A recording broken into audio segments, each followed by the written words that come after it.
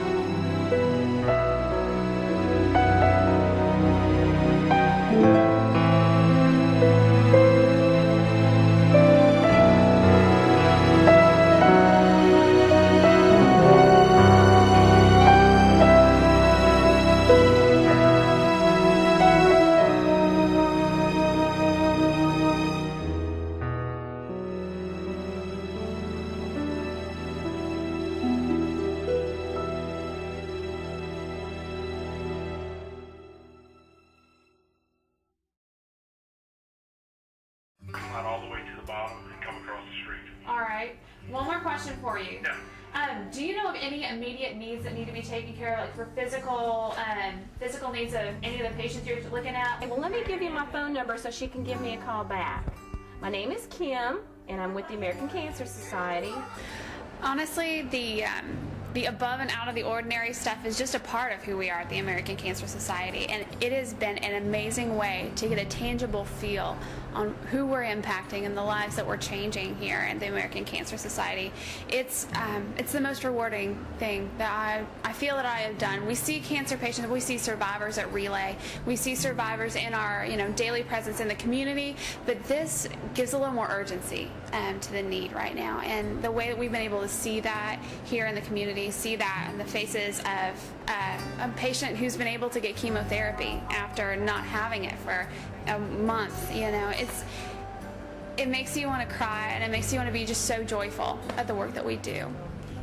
I had breast cancer and the right breast removed, and then my prostate got lost in the rubbish of everything. I guess it got thrown away. So I was walking around, it didn't really want to go anywhere, kind of embarrassed, and the lady came by and see me. She did get me one. As you can see, I look a lot better. There was a woman here supposed to stop back. Did you give me your card or something? Yeah, we'll do. Yeah, because she's out of her medication and everything. She's kind of hard. How long ago was this? This was earlier this morning. We heard about this shelter down in Bay St. Louis. We decided to come down. We had some supplies in the back of my truck, and we decided to help the people that were here. While we were unloading some cleaning supplies, they told us about a cancer patient that had come through earlier this morning, and she had stomach cancer, according to what the gentleman that we were talking to said. She had been evicted from her apartment and was without her meds, and we're trying to leave information here and trying to get her name so we can find out what we can do to help her as far as getting in touch with her in case she comes back here or whatever, because we do have the means to help her out as far as getting meds and getting treatment for her stomach cancer. People are focusing on things like homes and jobs and critical needs, and we need to make sure that those people that are in treatment and are new diagnosis, that they're not overlooked. They're not overlooked because people are looking at that critical care, because that is critical too, and that's going to be our job to make sure that those kinds of people are not overlooked and they get the services they need. And we can alleviate their other stresses by helping them take care of that one piece. We can take that one piece away from them, and they can focus on the other things, and we can help them with that area. Right. We may not be able to rebuild their home, or we may not be able to find them a job, but we can ensure that they get transportation to treatment, that if they need nutritional supplements, we can get it to them. And I think that's important. And if they stay on track with their treatment, so that they don't rebuild their home only to die of cancer because they didn't get to the doctor. Absolutely. I'm trying to get to Ochsner Hospital. I work with the American Cancer Society. Hey, Darlene. Hey, you know how we're stopping? We would like to stop at the Kenner office. Can you or Cheryl, I don't know, whoever wants to tell me like what we expect to see in the Kenner office? Mud on the floor. Right. So broken signs, water lines, debris.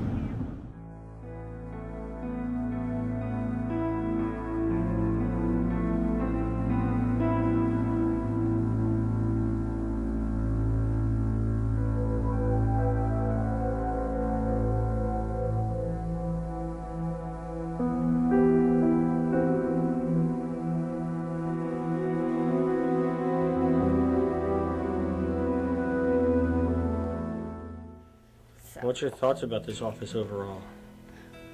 Current condition? It's very sad. It's hard for me to see. It's been my home for 9 years.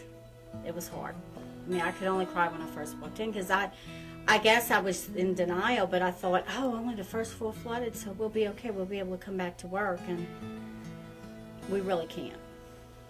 How do you think that's going to affect the people that you normally help? What's going to happen to them? It shouldn't really affect them in too big of a way because, like I was saying earlier, our work is in the field. We go out in the community, so we can bring what we do out to them.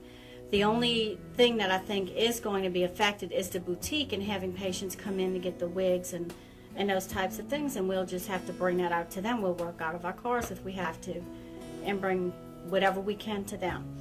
Y'all helped provide not only the transport, but made the call to one of the community physicians for me to help a patient who needed some chemotherapy care get linked in.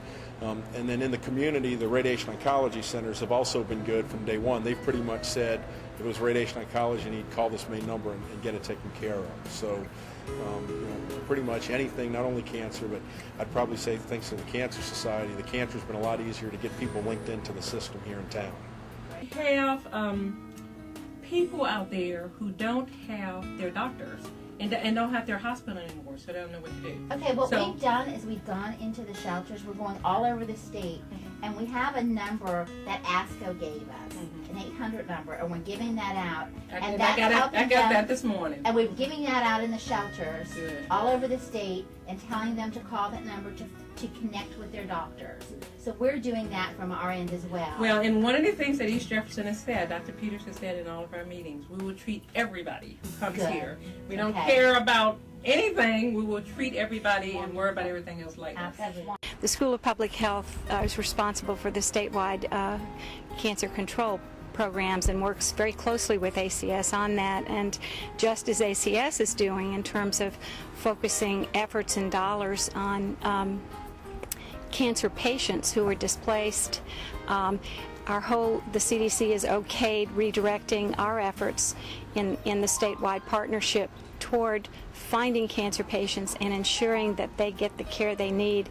It would be the final irony, the most awful of ironies, if our displaced population survived the hurricane only to have disrupted cancer treatment and mortality as a result of that. Well, I'll say to you, if ever a community needed an organization like the American Cancer Society, it's now.